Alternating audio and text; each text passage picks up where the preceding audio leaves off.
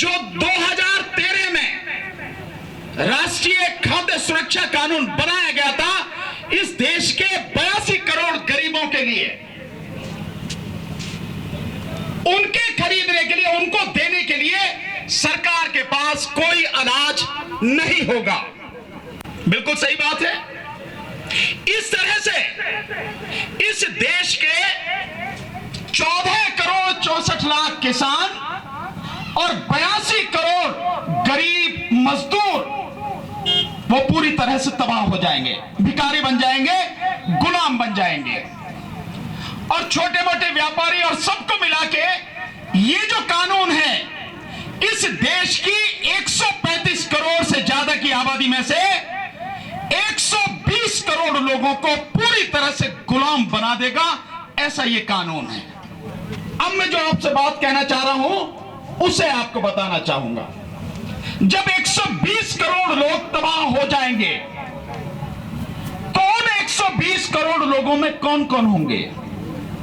इस देश में 20 करोड़ मुसलमान हैं, तकरीबन 3.5 करोड़ सिख समाज के भाई हैं, लगभग 1 करोड़ बौद्ध और कुछ जैन, मान लीजिए इतने हैं, थोड़े पारसी हैं। सो कुल मिला के जो लोग हैं वो इन 120 करोड़ में से आप मुस्लिम समाज के लोग, अल्पसंख्यक लोग, सिख समाज के लोग, पारसी लोग, ये ज्यादा से ज्यादा 25 करोड़ लोग बैठेंगे बस। बाकी लोग कौन हैं? बीजेपी की अगर बात माने तो बाकी तो सारे के सारे हिंदू ही हैं।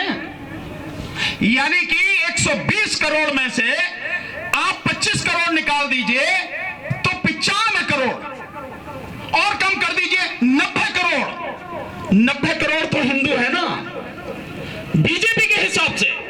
यही तो प्रचार कर रहे हैं कि इस देश में 100 करोड़ हिंदू हैं, तो 100 करोड़ हिंदू आप बता रहे हो, 90 करोड़ हिंदुओं को आप भिखारी और गुलाम बना रहे हो। तो क्या ये पार्टी हिंदुओं की पार्टी है जो हिंदुओं का एजेंडा लेके चलती है? मैं उन हिंदुओं की बात कर रहा हूं जिन्होंने आंख पर पट्टी बांध रखी है और आंख पर पट्टी बांधकर अंधभक्त बने हुए हैं, गुलाम बने हुए हैं, जो सोचने को तैयार नहीं है और इस सरकार को उखाड़ फेंकने के लिए तैयार नहीं है। मैं उनसे यह बात कहना चाह रहा हूं कि अगर ये हिंदुओं की पार्टी है, हिंदुओं का भला चाहती है, तो क्या ये पार्टी वाकई में हिंदुओं का भला कर रही है? नहीं कर रही। नहीं, आपको निकल के आना चाहिए, इस आंदोलन में साथ नहीं खड़े होना चाहिए, इस सरकार की दोहरे चरित्र को समझना नहीं चाहिए। अभी वकील साहब बता के गए पेट्रोल के विषय में, $60 प्रति बैरल नहीं, आज की तारीख में इस समय अंतरराष्ट्रीय मार्केट में मात्र $54 प्रति बैरल तेल, कच्चा तेल मिल रहा है। अगर उसे पूरी तरह से शोध करते हैं, यानी साफ सुथरा करते हैं, तो डीजल और पेट्रोल औसतन 31 रुपए लीटर पड़ता है, केवल 31 रुपए लीटर। आपको मिल क्या भाव रहा है? डीजल 90 और 95 और पेट्रोल 100 रुपए।